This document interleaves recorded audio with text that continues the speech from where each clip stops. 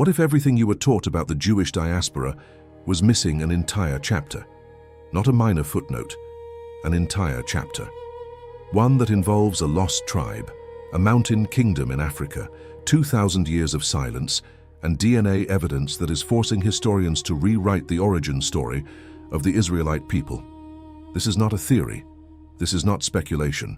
The science is in. And it points to something that almost no one was looking for. There is a people who prayed toward Jerusalem for over 2,000 years without knowing whether Jerusalem still existed.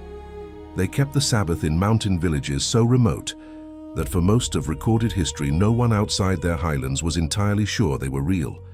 They had no Talmud, no Hanukkah, no Purim, not because they rejected those things, because they left before those things existed.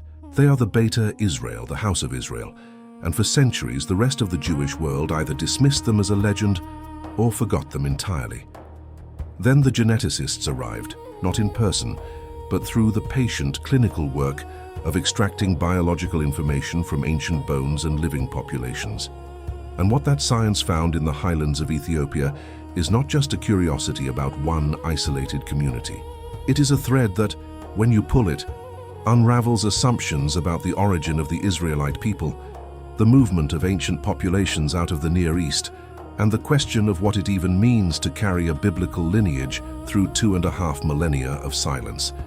If this is the kind of history that makes you stop and think, follow this channel and leave a comment below. Stories like this one deserve to be heard. Now let's go back to the beginning. The Semien Mountains in northern Ethiopia are not hospitable in any conventional sense. They rise to over 15,000 feet above sea level in places. The air is thin and cold.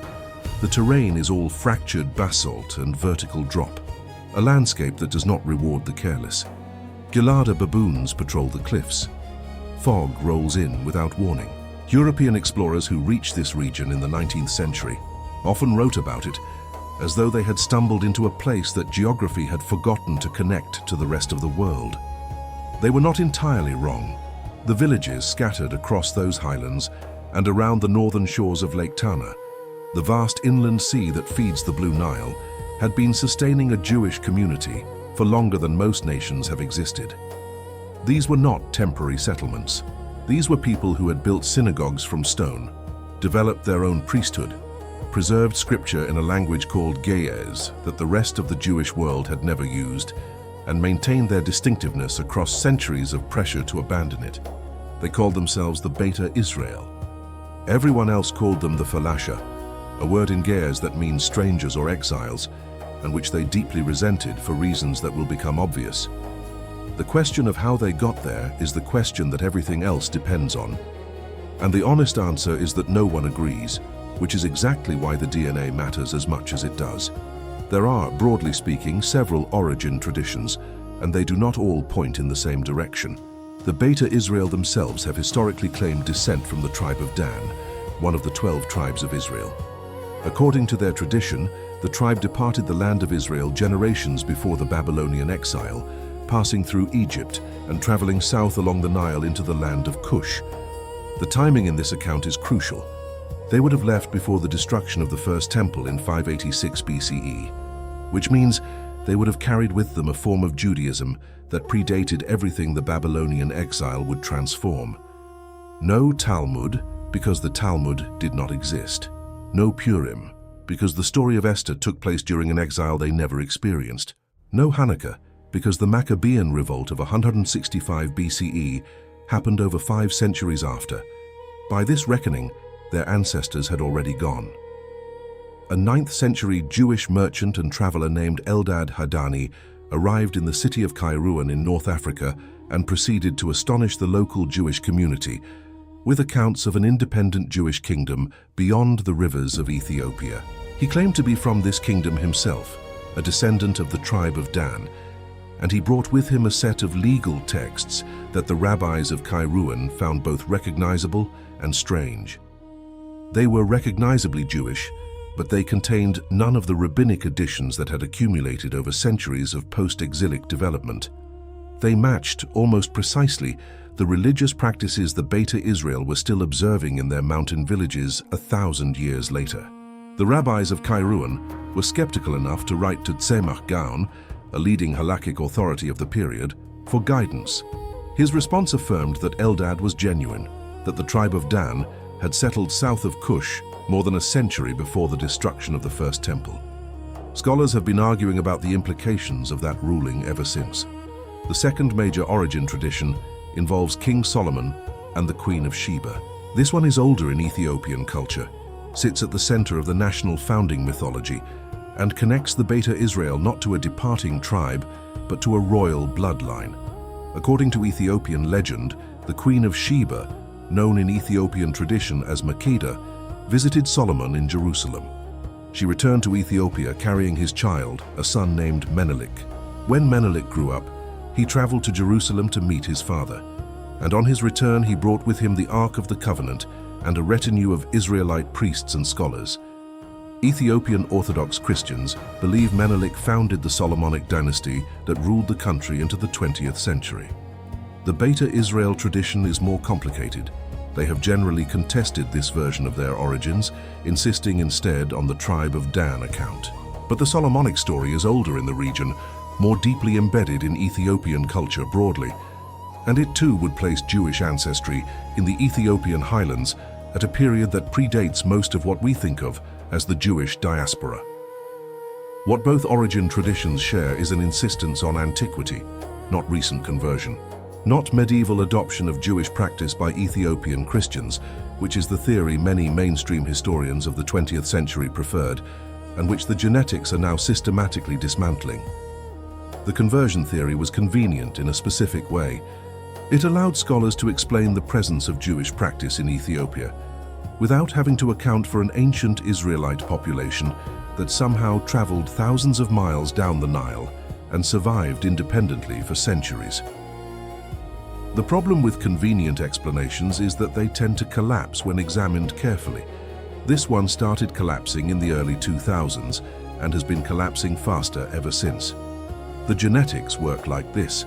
You extract DNA from both living populations and ancient remains.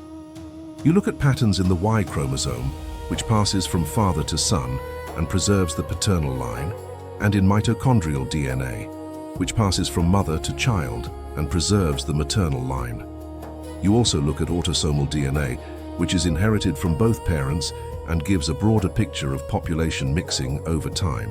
What this analysis consistently reveals about the Beta Israel is a population that does not fit neatly into any single origin story, which is itself a finding worth sitting with, but that carries traces of something genuinely ancient in ways that the conversion theory cannot explain. Approximately 20% of Beta Israel autosomal DNA shows clear similarity to Middle Eastern Semitic populations, to modern Jewish communities, and to Bronze Age Canaanite samples. That signal does not appear in neighboring non-Jewish Ethiopian populations at comparable levels. It points to a genuine founding event, a relatively small number of individuals with Near Eastern ancestry who arrived in Ethiopia at some point in the distant past and whose descendants merged with the local population over many generations. Researchers have placed this founding event at roughly 2,000 years ago, though some estimates extend further back. What matters for the biblical argument is not just the presence of that Near Eastern signal, it is the specific character of it. A 2020 genetic study examining ancient DNA from the Levant found that the Middle Eastern component in Beta Israel genetics aligns not just with any Near Eastern population, but specifically with Bronze Age Canaanites, the population that inhabited the land of Israel before and during the period of the biblical Israelites. This is a different claim than saying they have some general Middle Eastern ancestry. It is saying their ancestral signal points to the specific region, at a time frame consistent with the tribe of Dan departure date that their own tradition preserves. The genetics and the oral history are, within the limits of what ancient DNA analysis can establish, pointing in the same direction. There is something else the genetics reveals that the origin debate has somewhat obscured. The paternal lineage most common among Beta Israel men, carried by roughly 40% of the population, belongs to a haplogroup that traces its origin to the Ethiopian highlands and the Arabian Peninsula. and that originated approximately 10,000 years ago. This is not a lineage that arrived recently from the Levant. It is a lineage that was already in this part of the world long before anyone was writing scripture. What the genetics is showing is not a simple story of Israelites moving to Ethiopia and becoming a distinct community. It is showing the story of an ancient East African population that absorbed a significant Near Eastern founding group, and the two lineages braiding together over 2 millennia of shared life in the mountains. The result is a community that is genetically East African in its majority ancestry, and yet carries a real, traceable, ancient Israelite component that is not the product of medieval conversion. This matters for biblical history in a specific way. The dominant model for the dispersal of the ancient Israelites following the destructions of the first and second temples runs through Babylon and Rome. Jews scattered into Mesopotamia, into Persia, across the Mediterranean into Europe and North Africa. That is the story of the diaspora, as it is usually told. It is not wrong, but it is incomplete in a way that the Beta Israel directly challenges. Because if the genetic evidence is correct, and if the origin tradition preserved in the tribe of Dan account reflects a real historical movement, then there was an Israelite diaspora that predated the Babylonian exile entirely. A diaspora that moved south rather than north, following the Nile corridor rather than the Silk Road, and that established itself so effectively in the mountains of Ethiopia that it survived every empire, every religious transformation, and every attempt to erase it. The Jewish world was not dispersed only by catastrophe. Part of it was already dispersed by choice or by necessity, before the catastrophes that define the conventional diaspora narrative even occurred. The isolation that allowed this to happen was not merely geographical, though the Semien Mountains helped enormously. It was also social, legal, and religious. For most of their existence in Ethiopia, the Beta Israel were prohibited by law from owning land. This forced them into artisan roles, ironworking, weaving, pottery, the crafts that required skill but not property. It also kept them separate, a community of craftsmen who live apart from their agricultural neighbors, who observe different religious practices, who do not intermarry freely, who are regarded with a mixture of economic dependence and cultural suspicion, tends to maintain its distinctiveness over very long periods. This was not chosen isolation in the way that some peoples have chosen it, with geography as a wall and hostility as a gate. It was enforced isolation, the isolation of the marginalized, which turns out to preserve genetic distinctiveness with roughly equal effectiveness.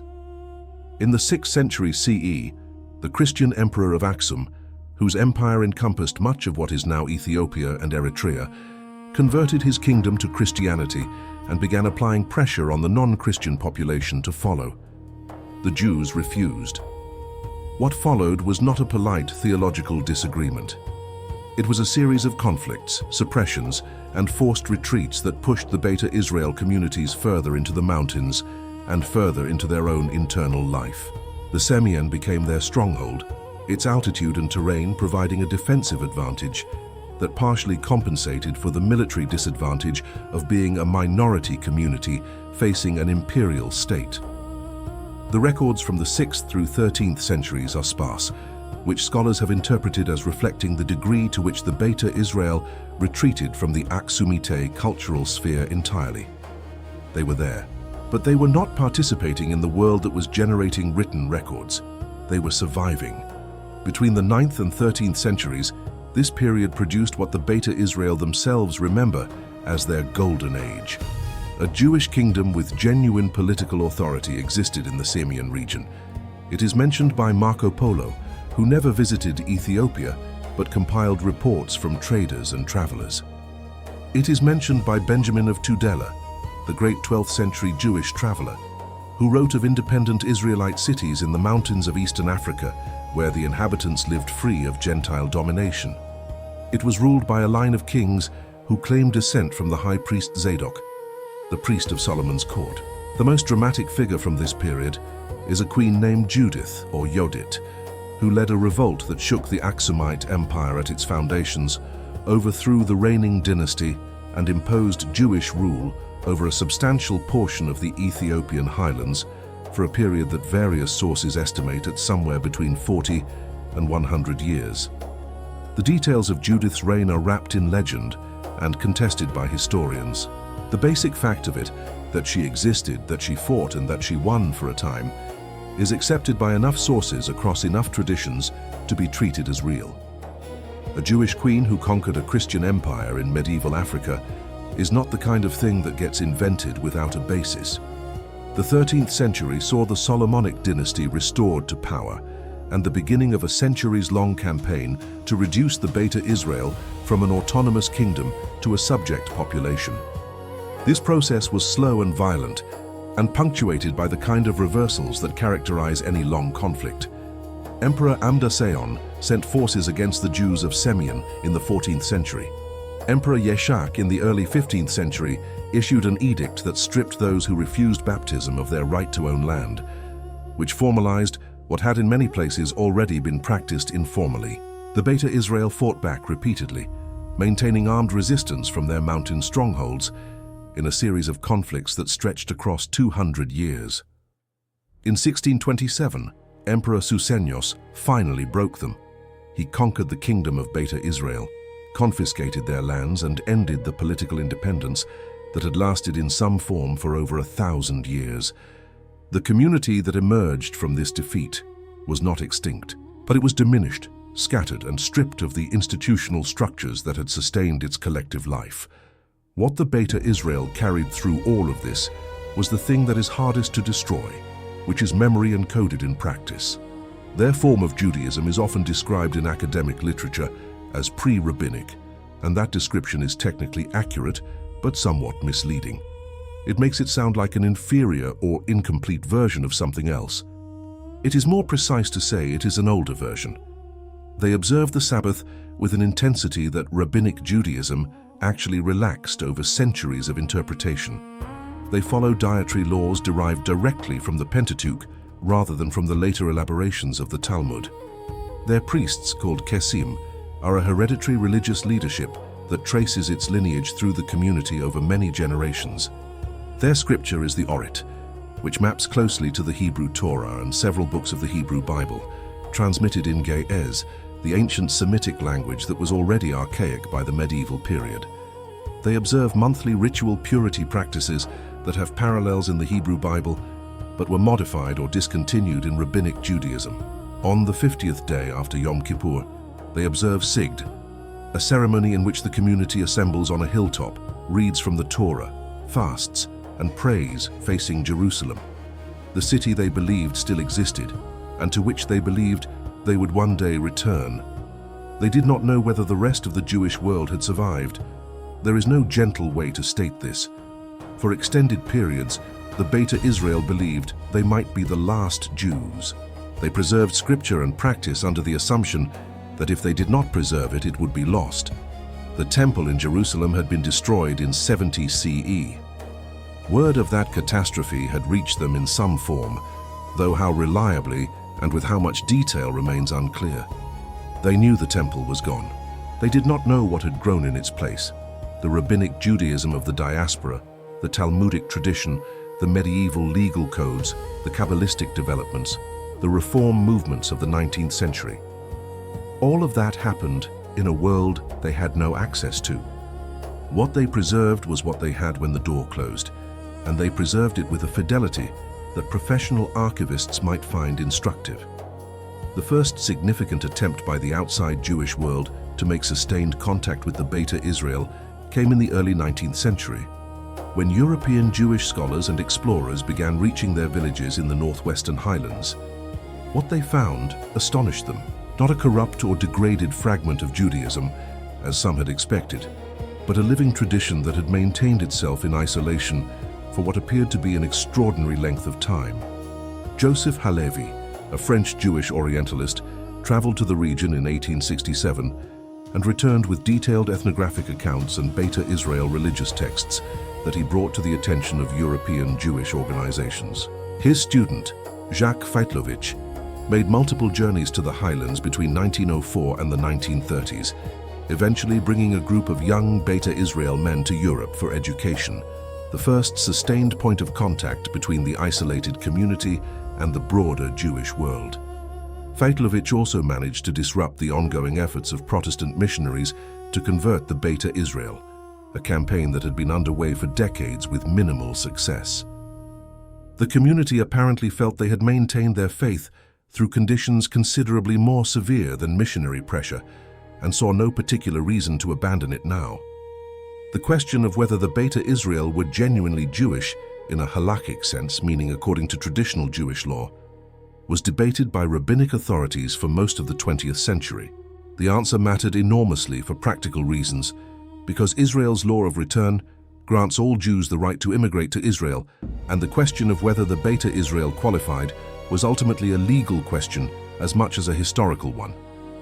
In 1973, the chief Sephardic rabbi Ovadia Yosef issued a ruling that the Beta Israel were indeed Jewish, citing the 16th century Radbaz, Rabbi David ibn Zimra, who had studied the question and declared them to be of the seed of Israel from the tribe of Dan. The Israeli government officially accepted the ruling in 1975. The Ashkenazi chief rabbi initially disagreed, but reversed his position in 1974. The institutional Jewish world had finally, after centuries of uncertainty, agreed on what the Beta Israel had always known about themselves. This recognition made possible the series of operations that followed, which are among the more remarkable events in modern Jewish history, precisely because of how ancient the circumstances they were responding to actually were. Operation Moses in 1984 airlifted approximately 8,000 Beta Israel from Sudan to Israel over 7 weeks, conducted in complete secrecy because the Sudanese government's Arab allies would have shut it down the moment they became aware of it. When the operation was leaked to a reporter and published, Sudan terminated it immediately, leaving thousands of Ethiopian Jews stranded. Operation Joshua, conducted by the United States, extracted 500 more from Sudan in the immediate aftermath, but thousands remained in Ethiopia, in a country now governed by a Marxist military dictatorship that had made Jewish emigration effectively illegal. Operation Solomon is the one that history will remember longest, not only because it was the largest, not only because it was logistically the most complex, but because of what it looked like. In May 1991, the Ethiopian government of Mengistu Haile Mariam was collapsing. Rebel forces were closing in on Addis Ababa from multiple directions. A window of a few hours or days existed in which the Ethiopian Jews who had gathered in the capital might be able to leave. Israel and the United States negotiated a payment of $35 million to the Ethiopian government in exchange for permission to conduct the evacuation. The money changed hands. The operation launched on the morning of May 24th. 34 Israeli aircraft, their seats removed to maximize capacity, began flying continuous circuits between Addis Ababa and Ben Gurion Airport. One El Al Boeing 747 carried over 1,000 passengers on a single flight, setting a world record that Guinness certified and which still stands. 8 children were born during the airlift. In 36 hours, just over 14,000 people were delivered to Israel. The plan had originally been designed to take 48 hours. They finished 12 hours early. When the first passengers walked out of the aircraft at Ben Gurion, Prime Minister Yitzhak Shamir was standing on the tarmac. The children came out first. A reporter on the ground wrote that everyone looked tired and scared. A young man carried his elderly father on his shoulders. Both of them bent down and kissed the Israeli soil. These were people who had been facing Jerusalem in prayer from a mountaintop in the Semyon for generation after generation, for decades and centuries, in which no one could have told them with certainty that what they were praying toward still existed. Now they were standing on it. The genetics that has been reconstructed from the Beta Israel population and from ancient remains across the region does not tell a simple story. It does not validate any single origin tradition completely. What it does is confirm the presence of genuine ancient, Near Eastern ancestry in a community that many scholars had written off as converts. It places the founding of that community at a period consistent with pre-exilic Israelite presence. It documents the depth of isolation by showing that the specific genetic signature preserved in this population diverges from later diaspora Jewish populations in ways that reflect 2.5 millennia of separate development. and it adds a chapter to biblical history that most biblical historians had not included. The chapter in which part of ancient Israel went south, not north, and survived not through the elaborate institutional structures of rabbinic Judaism, but through mountain terrain and an unwillingness to stop being what they were. The irony at the center of this story is worth noting. The genetics that reveals the true depth of Beta Israel antiquity is the same genetics that was not available when the debates about their Jewish status were being conducted. The rabbis who argued about whether they were really Jewish were working from textual analysis, from comparisons of religious practice, from contested historical accounts, and from a general reluctance to accept a claim that seemed too convenient or too dramatic. They were not working from the Y chromosome or from ancient Canaanite autosomal markers. The science that would have settled the debate came along after the debate was, for practical purposes, already settled. The Beta Israel were recognized as Jews before anyone could prove biologically why they should be. They were recognized because the weight of evidence from tradition, practice, and history eventually became too heavy to dismiss. What does not appear in the DNA, and cannot appear in any DNA, is the thing that actually kept the Beta Israel alive through the centuries when the Aksumite Empire was suppressing them, when Christian dynasties were stripping their land, and when the Mahdist wars of the 19th century killed somewhere between 1/3 and 2/3 of their entire population. What kept them alive was the Sigd ceremony on a mountain hilltop. The Orit read in Ge'ez by hereditary priests whose authority derived from a lineage no one had been able to verify externally for centuries. The Sabbath kept with such strictness that their Christian neighbors regarded it as one of the most distinctive and alien things about them. The prayers directed toward a city, some of them had never heard described accurately, but which they faced anyway. 2,000 years of facing the same direction without arriving.